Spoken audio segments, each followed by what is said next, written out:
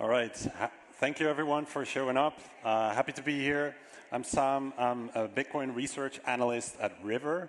And I'm here to talk to you today about Lightning. And kind of my first question for the audience is, how many of you saw the report or any of the market maps pass by over the past couple of days? OK, pretty good number in the audience. Awesome to see.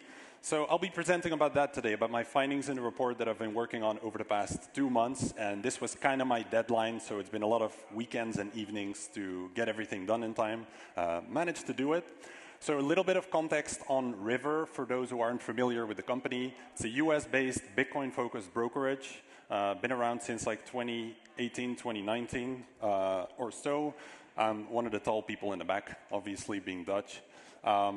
So a bit of context on us, like why do we have anything to say about Lightning? We were one of the first exchanges globally to integrate with the Lightning Network back in 2019. And ever since, a lot of others have joined in, and there's more to come. But we've, as a result, built up a lot of experience with what's been going on in the Lightning industry.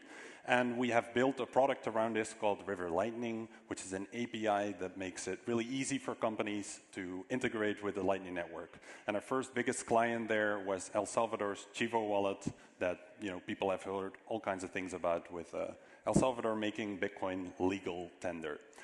So what do I do at the company? I produce content and research, and last year I produced this report on insights from the 4th largest Lightning Network node, which River had at the time. I've also done one on Bitcoin mining, and earlier this year one on the global payments industry. Now, what I wanted to do was revisit that report from last year, which I actually presented about at Bitcoin Amsterdam, which was an awesome experience and really happy to be back. So I'm revisiting that, whereas last year we only had River's perspective on the Lightning Network. This year, I have data on 52% of the capacity on the Lightning Network. And for those who don't know what capacity is, that's the Bitcoin that is sitting in channels on the Lightning Network. So that's what the report has been about. So in this presentation, I want to go over just kind of the basics, a little bit of why was the Lightning Network created, reminding people of that. Not everyone's been around for many years. How many transactions are happening on the Lightning Network? That's pretty hard to tell from an outside perspective, but really important for the industry to know. How much volume is happening? How many users, by estimation, are there? A funding overview of the industry, and then an overview of the entire industry and all of the companies in Lightning. And I want to wrap it up with some of River's perspective on the Lightning Network. So to give a bit of context on Lightning, basically in the early years, if you weren't around, the way people marketed Bitcoin to others was like super cheap online payments for everyone, which sounds really cool in theory, and then in practice, we live in a world of sort of finite resources and trade-offs and things like that. So there isn't space for everyone to do hundreds of transactions every year and fit all of that into a database that remains decentralized. So basically, we weren't able to sort of stay that course and allow everyone to transact on-chain. And the issue that you run into is that there's only so much space for the current balances of who has Bitcoin to be sitting on like a laptop or a node or something. So essentially, if a node wants to send a transaction, it has to look up, does someone currently have this balance of Bitcoin or not? So it's not really about the storage space of the blockchain that's like might be terabytes in the future. That's not really the issue. It's the memory that needs to live on a computer right now that it pulls information from. And that just grows really big if everyone's balances are being stored in there. So we knew that wasn't going to work. And the risk, if we still stay that course, is that the network will centralize over time. So what you see in the outer ring are what are called light nodes. They basically don't have that view of the entire history of the blockchain and who currently has all of the money. They just trust the full nodes in the middle that have that entire verifiable history. And this looks like a reasonably decentralized network. But if the blockchain continues to grow and people keep using it, then gradually over time, people drop off. People can't afford the hardware or the internet bandwidth anymore to be able to run all of that data. And as a result, that group in the middle just grows smaller and smaller. And that trend of going towards centralization, that's the one thing we want to avoid in Bitcoin. So we basically know we need some kind of mechanism to not scale linearly, where we double the block size every so many years or so. We need something exponential. And that is where the Lightning Network first came in. So on this graph here, it kind of shows the need for Lightning. It's basically a graph that shows if you only want to per se pay a 1% fee on your on-chain Bitcoin transaction, then this is the minimum amount that you need to send to not pay, essentially be paying a higher share of the fee. So ever since 2017, that just started shooting up a good bit. And as of 2020, you basically need to send, 2022, you basically need to send about $150 in a Bitcoin transaction to then only pay 1% in a fee of like $1.5-ish or so. So that doesn't mean you can't send that you cannot send less than that. Like you could send a $50 transaction, but the percentage share of that will still be higher because your fees don't depend on the amount that you're sending. It depends on the size of the transaction in physical bytes. So that's basically been shooting up, and as a result, all of those low price payments that people used to be able to do in the early years, they got priced out. So we need some kind of solution for that because people do want to send them. So Lightning emerged as a way to help out with that back in 2016 as one of the most prominent scaling solutions to Bitcoin. It is not the final solution, it is not the only solution that we need, but it's a really important part of this difficult puzzle. So what you started seeing was that those low-value payments that got priced out, a bunch of those started moving over to Lightning. So this is data from River's Lightning nodes, which basically shows you the distribution of transaction sizes. And you can see that pretty much 50%-ish or so of the transactions are just super low value payments, like just like 1 to 1,000 Satoshis. And that's people making really small payments they would never be able to do on-chain anymore. So Lightning is effectively extending the capabilities and the utility of the Bitcoin network by just enabling people to do things they previously couldn't. Now, how does that work in practice? Just super briefly, the logic is that instead of recording every single transaction on the blockchain, we start using the blockchain in a different way. We start using it, and these emojis look spectacularly ugly in PowerPoint, but we start using it to set up financial relations between different parties, which are what are essentially called payment channels. So if you have some kind of relation, like a business that you often transact with, or a friend or whatever, your node can set up a payment channel with them. And then what happens is that computers keep track of the money that you put into that channel. Think of it like a spending account, like who owns how much in this channel, like how much does each side own, so that at any point you can close out that relation and just release the money back on chain. So that's sort of the logic of using the Lightning Network. We just start using the blockchain a little bit different to take a lot of those payments off-chain, because not the entire world needs to store for the rest of time that you did like a payment here at a vendor for some coffee or something. So what do Lightning nodes do all day? It basically kind of look like this. So if you imagine that there's a node in the middle, it's just constantly pushing value back and forth between these other nodes around it. But that's happening at a really high pace. This could be, dozens of transactions every second that are happening, depending on the node, obviously. But it's just constantly moving that value back and forth. And you can do that at a network scale. So instead of connecting with every single person on the Lightning Network, which would get really complicated and you would need lots of on-chain transactions, you can just ask someone that you know to pass a payment on to the next person without them having any way to steal that money. So if I want to get this clicker to the back of the room, instead of me running over there, I could just ask people to pass it on. And then, in a digital world, we can make it in such a way that people can't steal it.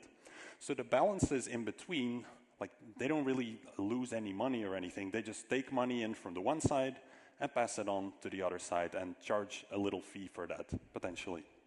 So at a network size, I also used this image last year, it kind of looks like this, where you have tens of thousands of nodes in blue that are all throughout the network, and they have like a dozen or more different ways to reach any other node in the network. What you see in yellow are essentially sort of highways, where you have like hyper-connected nodes with a lot of capital in there that will always succeed at their payments. And anyone can become such a node. There's no requirement to get in there. But this is really what enables the network to remain decentralized and to give you many different ways to get to any other person. So what you can then do is at any time as a node, you can basically look like, what are my balances in Bitcoin with all of these parties that I have? And all of this stuff I'm explaining, it's not something the average user needs to worry about, but it is something that the software can handle and do. Just look at those channels and be like, all right, I'm going to close this one out. So we get 0.57 Bitcoin back, and the other side gets 0.43 in this one Bitcoin channel. So at any point, we can do that. And maybe it started out as 50-50. And in between, we could have done 1 million transactions between each other without really too much limitation there. Now, what you see, and this has been a huge inspiration for me to work on this report, is that you have a lot of critics who look at the capacity, so the amount of Bitcoin on the Lightning Network, and use that as a way to judge that it is failing. Because they say, well, there's only like 5,000 Bitcoin on the Lightning Network out of 21 million, like 5 years in. That doesn't sound like too much. And I mean, I agree on that part, like it's a small share of it, but the only thing that matters there is how is that 5,000 Bitcoin being put to use. And the issue is that they don't have any metrics to base this on, because all they're looking at are the network metrics. So they look at how many nodes are there in the Lightning Network, how many individual computers in there, how many channels are there between those nodes that connect this entire network, and how much capacity, how much Bitcoin is in those channels. And if you look at all of those graphs, then yeah, absolutely, over the past year, those have kind of plateaued or are slumping down a little bit. So it's really easy if all you have to go by are these graphs to say it's not really doing too great, guys. But the reality shows something different. And I think it's really important to put these graphs into context, because the context is that in the past 2 years, you guys might have noticed, but the Bitcoin price dropped by 44%. People noticed, yeah? Okay. And Bitcoin Surge dropped by 45%. So what that basically means is, like, who was supposed to come in to set up all those nodes and channels? Like, it's got to be us. It's got to be the people who are already in this space. And if they haven't done it so far over the past years, only so many people will do that now. So it's really important to have that context to realize, like, it's, you know, we've got to make it grow. And then I also have my favorite critics, the ones that don't use any metrics at all. They just blanket statement, nobody uses Lightning, it's garbage, et cetera, et cetera. So for those people, I have a metric, that's what I've been working on, which is that the Lightning Network has been growing by 1,212% in the past 2 years in activity. That's the title of the report, that's what I've been working on over the past 2 months, and I'll explain you how I got to those numbers. And all of it's explained in the report as well. So what's happened? In August 2021, Arcane Research produced sort of a predecessor to my report on the state of Lightning, and they estimated that in August then there were about 500,000 Lightning transactions on the network. And they gathered data from lots of different nodes. You can imagine, since I work at River, we're one of the bigger participants in the network, people are a little bit apprehensive to share data because they're worried we'll, you know, use it in some kind of advantageous way. So it's been a bit harder for me to get to the estimation, but currently it's about 6.6 million routed transactions as of August 2023. So let me explain a little bit what that means. Basically, in the Lightning Network, if there is a payment that you're sending that passes through a lot of different nodes, that's when it's a routed transaction. So you're asking people to pass that money on to you, to the final recipient, and you can't really see who that final recipient is. All you know is, like, who are you supposed to pass it to next? So I could estimate that because that leaves a trace in a lot of different databases of those nodes to basically show that, you know, a transaction has been passed on. And by estimation, that's where that 6.6 million is happening, where transactions are passing through lots of nodes. But there are also payments that are just directly between two nodes. I know someone in the audience here, we have a connection to each other, and we could send 10 million payments a month to each other in some automated way. There's nothing that stops us from doing that, but there's no way for any observer to know what's happening in that channel. The only thing you know is that a channel has been set up, but you don't know the activity in there. And to make matters worse, or better in a way, there's also private transactions and private channels. So private nodes and private channels. So where you can't even tell that there is a node on a network, and you can't tell what connections they have, because they don't accept connections from other parties, only the ones that they approve. So I have no idea how much is going on there. It could, altogether, this could be far more than that lower bound of 6.6 million. but I just don't have any way to indicate how much it could truly be. So this is really a lower bound of transactions.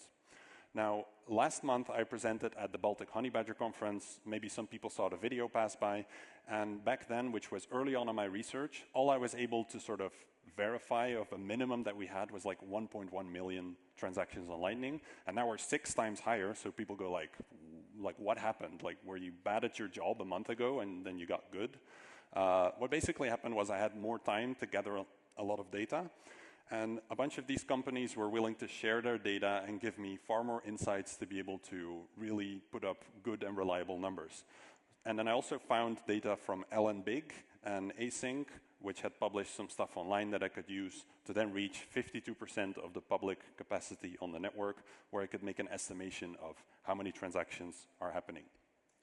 So to do that, I used 4 data points.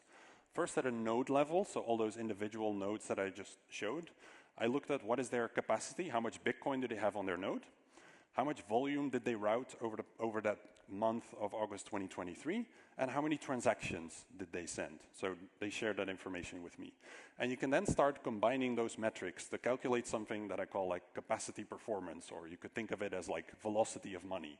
So basically for every Bitcoin in capacity those nodes had, on average, they were routing 0.59 Bitcoin in volume over the course of August 2023. That's the average, of course, and there is a range which was between like 15 to 196%. So you can imagine that a lot of the small, like hobbyist nodes, they'll only route a little bit, and some of the professional ones are doing hundreds of percentages. So if you have that 59% average, that's a number that we can use to estimate transactions on the network. So I use the other ones, the volume routed and the transaction count, if you know how many transactions are being sent in total and how much volume there is, then you know the average transaction size. So that was around 44,700 sats, or about $12-ish for the average payment. So then at the network level, you can look at the 5,000 Bitcoin in capacity that was showed earlier as well. And if you multiply that by the capacity performance, you get the 2,950 Bitcoin that was routed in the month of August 2023. That was the network volume. And if you divide the total volume by the average transaction size, you get to about 6.6 million transactions. So that's sort of the rough version of how I got to it. And then there's a lot of like caveats of like, did you filter out duplicates that might have been in there that occurred in different parts of that chain of transactions, which I did as much as possible, but there will likely be some of it in there. Now, if you look at the volume then, not just the transaction count, but the volume has grown tremendously as well, from like $12-ish million in August 2021 to 78 million in August 2023, and then the Bitcoin version as well. And that translates to, at that rate of August, that's almost $1 billion in just routing volume per year. So not direct payments, not private transactions, which I really don't have any view of. So this is just the routed version. So when people say that Lightning has failed, I find it so hilarious, and it's been a big driving force to produce the report and give sort of the industry a way to fight back and say, like, here's some actual data that shows that you're just making things up, because there is actual activity going on, and it's been growing rapidly. So there are potential flaws in the methodology. It's not perfect.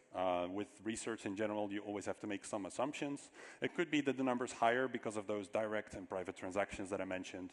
Could be that it's lower because there are more overlapping transactions than I could filter out. Or maybe that part of the network that I don't have data on, maybe they're just far below that velocity that I mentioned, that I gathered from all of the other nodes and like benchmarked, etc. So that's possible. How many users? That's also one people tend to be pretty curious about. So I listed out the main wallets that people use to interact with Lightning. Then you can look up what is their minimum install count on Android. So you can see this in the Google Play Store. And globally, Android basically has like a 70% market share, and iOS has about 28%. So these are just lower bound ranges. It could be, for example, that Exodus there has 2.3 million installs. There's no way to tell that. Google doesn't disclose that. So this is just the bare minimum of all of the ranges that they're in. But you can derive from that what the iOS installs are based on those global penetration rates, and you have to adjust them for some countries. Like Cash App is based in the US, and iOS market share there is much higher. It's like 54% or so. So I adjusted that one and adjusted Chivo because in El Salvador, Android is much more popular at like 85%. So altogether added up, you get to 122 million Lightning wallets downloaded. But, and immediately like a lot of concerns come up, like, hold on. Lots of people aren't downloading Cash App to be using Lightning specifically. They do it for the value propositions of Cash App. And of course, I accounted for that. So basically, I added like a ranking of the chance to be downloaded for Lightning. And it doesn't mean that Cash App is like better or worse than any of the others. It's just a way of looking at it like, are these people actually likely downloading the wallet to be using Lightning? So if you look at that and you basically look at the high and medium groups, then you get to a range between 1.7 and 3.8 million-ish Lightning wallets downloaded specifically to be using Lightning. And if there's lots of users added on top of that from Cash App and Exodus, then great, but there's not a great way to tell at the moment. So what I then did was you basically have to account for people that have multiple wallets, but also people that are actually still using those wallets, because lots of people will download an app and then just never look back at it. And unfortunately, I don't have better numbers to figure out, like for each wallet, what are their exact retention rates. So I had to produce a range of options, like what if the retention rate's only about 10%, then that would mean 280,000 monthly active Lightning wallet users. And if it's higher, like 20%, then it's 558,000.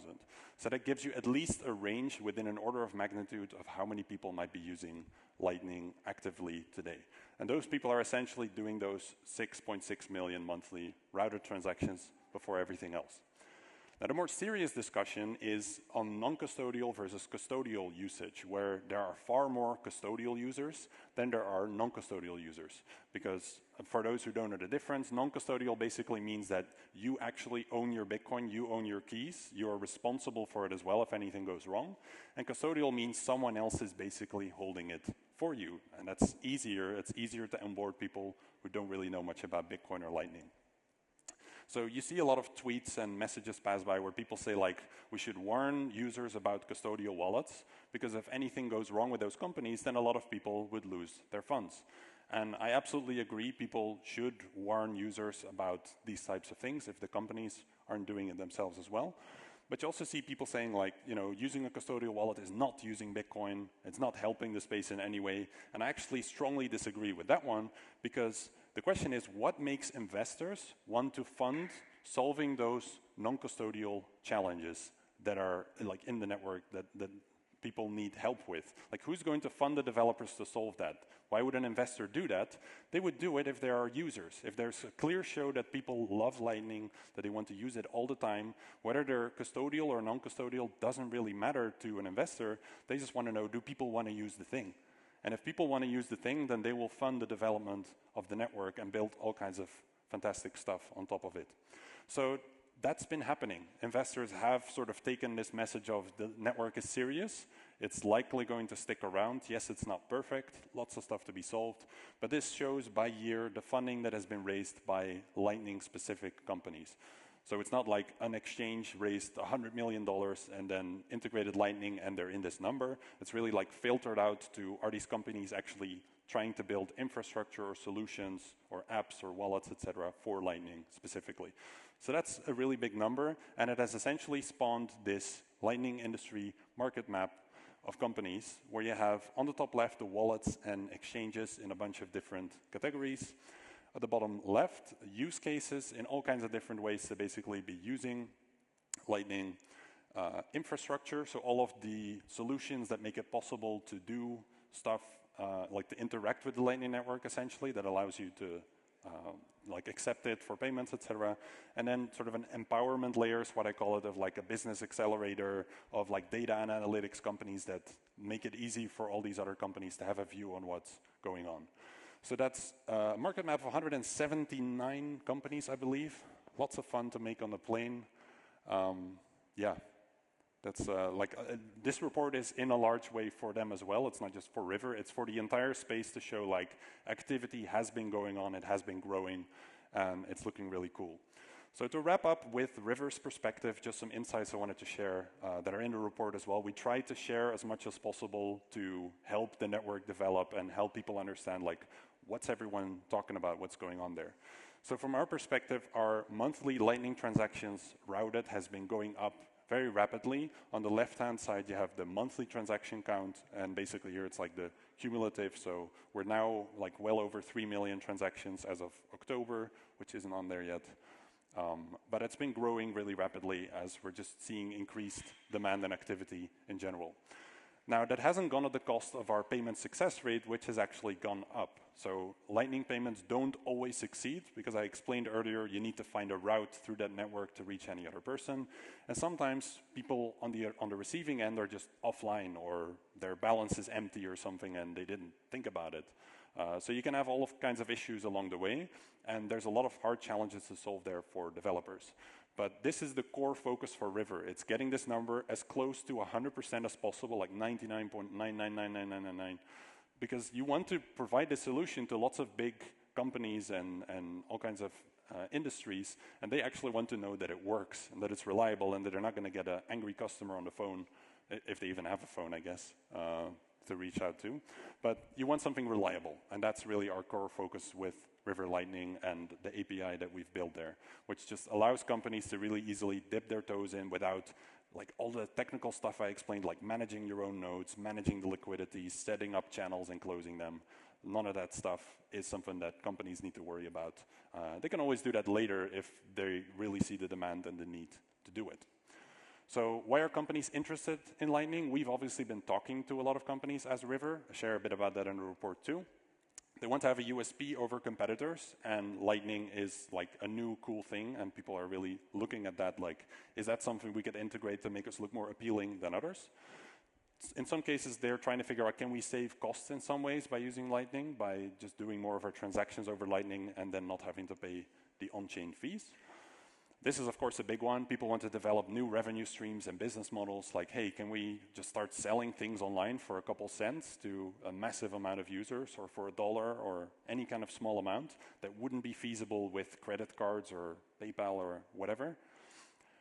They want to support Bitcoin in some cases. Lots of companies jump into it early. They're like, we're here, we believe in this thing, we know demand might not be as massive yet, but let's just get in on it because we know we will in the future anyway.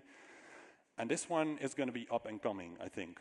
That companies will implement this as an insurance policy against sudden high fees, because when transaction fees rise significantly on-chain, like in 10 days per year or so, a lot of companies make the bulk of their revenues, especially exchanges.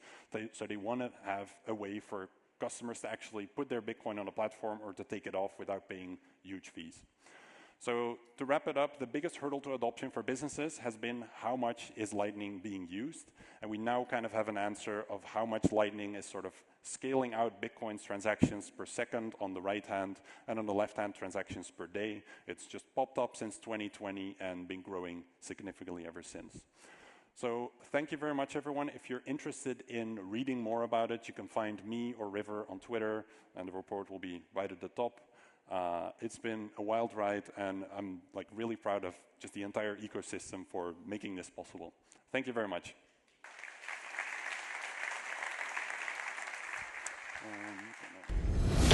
Thank you, Miami, for the last 3 years in this amazing city.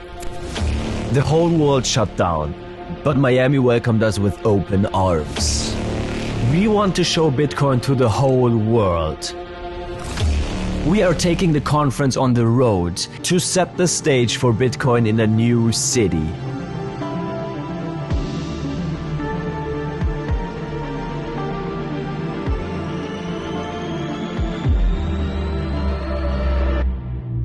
Nashville.